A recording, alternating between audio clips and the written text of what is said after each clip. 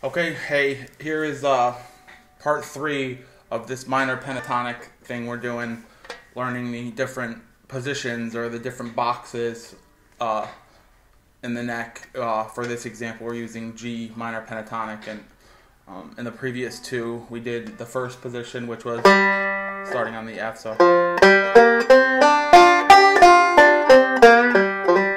And then the second position, starting on the G.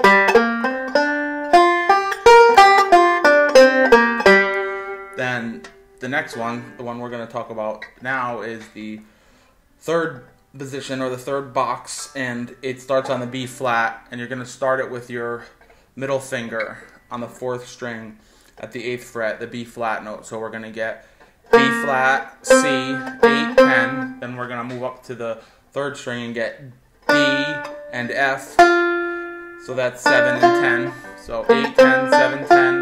And then we'll grab the G on the 2nd string, just that note, and then move up to the 1st string and get the B flat and D, or a B flat and C like we did here. Because remember, those notes are the same. So.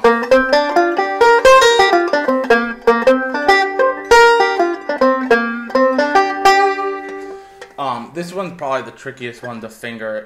It's people don't usually have the dexterity with their middle and pinky, so it's a good exercise just to work up and down this scale. And that coming down, you have to bar these two. You don't have to, but when I'm practicing it to get from here, rather than go, you can do it however it's comfortable, but that's the basic box there. And this one's tough in that it's harder to make licks because you don't have a low G to land on like here, or you have this G. Now, one way we can fix that or get around that in G is that we have the open G, and you can do stuff like land on the open G.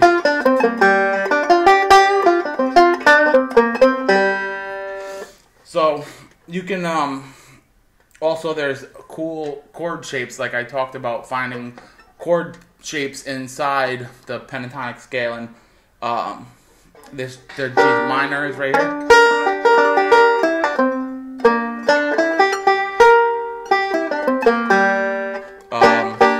There's a lot of chords, sounds like a G minor, but with the 4th string played the low 4 instead of this one. And then there's, which is like a suspended G chord.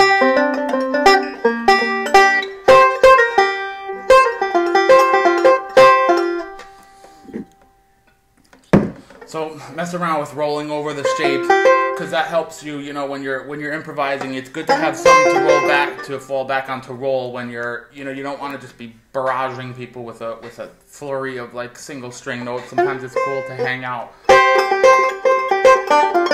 and hang out on a chord, even if it's not like a standard major chord in the song, it'll still fit. And then we also talked about passing tones, or the in-between notes, and one that I like to use is this 9th fret on the 4th string, so, and that works good landing on the G, especially if you go like, so you're just going from a B flat to a B to a G, just like this, kind of that same kind of sound. And also it works on this. I actually added a major note there.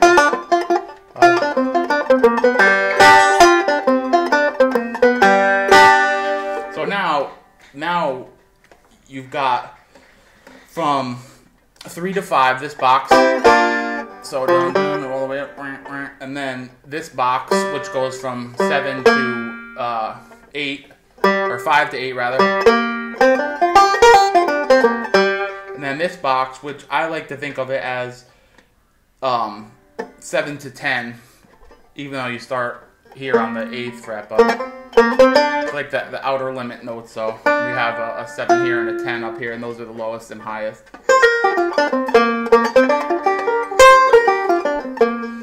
And this one is related to it, with these scales. What's cool and what I think I'm going to talk about in later videos is that once you learn any scale, another scale is so close to it. You know, you can make this scale minor if you, especially if you know the notes. You know, make that B flat a B.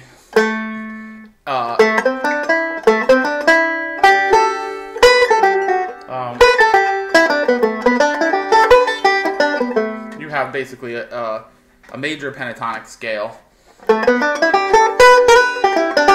But well, I'll talk about that after. But since you already know all the boxes, if you could just adjust one note, and now you still maintain knowing all those boxes, and you can make that minor pentatonic into a major pentatonic. You can make it into a full major scale.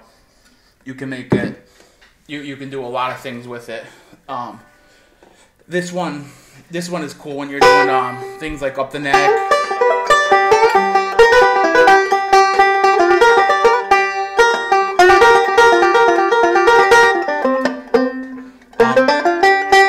I like to use that bent instead of like doing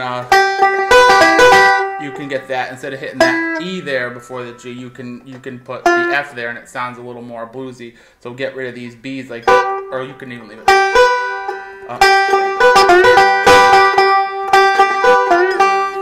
And if you make that a B flat instead of a G major or a G minor.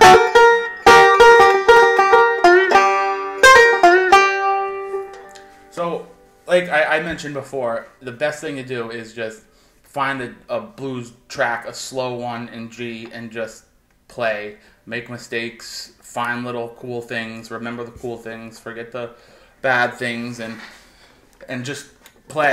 You know, like I said, you'll start off doing really simple things, like just really small little pieces, and then you can put them all together. This one is particularly kind of a move, an in-between, so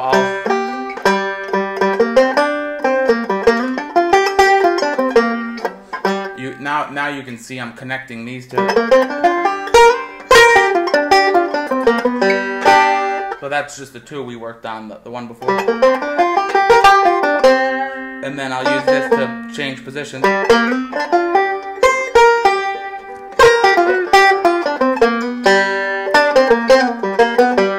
And you could already see that I'm using all three to kind of move up and down to give it a little variety and not stay in one place for so long. So just to recap, here is the third position, minor pentatonic. Starting on the B flat with your middle finger.